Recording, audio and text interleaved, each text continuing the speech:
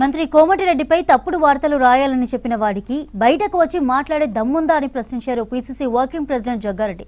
కావాలనే కొందరు సోషల్ మీడియాలో తప్పుడు వార్తలు రాయిస్తున్నారని మండిపడ్డారు. 4 అక్షరాలు వస్తాయని ఇష్టం వచ్చినట్లు వార్తలు రాస్తారా అని ఫైర్ అయ్యారు. మంత్రి కోమటిరెడ్డి క్యారెక్టర్ను దెబ్బతీసేందుకే కొందరు ప్రయత్నిస్తున్నారని ఆరోపించారు జగ్గారెడ్డి. ఒక వ్యక్తిగత విషయాల్లో ఎవరిది వాడు ఏదో చేతిలో ఫోన్ ఉంది కదా, కొట్టుకుంటే ఏదో వేసేస్తే అవతల బురద తల్లితే అయిపోతుంది కదా,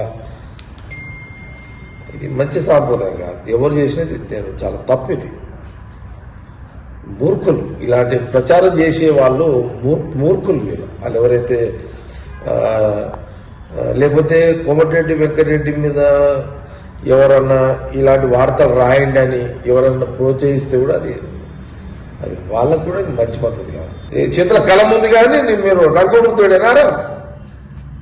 ఎవర్రా మీకు చెప్పింది? ఎంత కష్టపడి వస్తాం రా మేము లీడర్లము, లక్షల కోట్ల అప్పులు చేసి రాజకీయంగా ఎదిగి పబ్లిక్ సర్వీస్ చేస్తుంటాం రా మేము. 4 ముక్కలు వచ్చిన వార్తలు రాసి పర్సనాలిటీ డ్యామేజ్ చేస్తారు. కోమటిరెడ్డి వెంకటరెడ్డి క్యారెక్టర్ డ్యామేజ్ చేయడానికి ఇది ఒక తమాషా పెట్టుకున్నారా?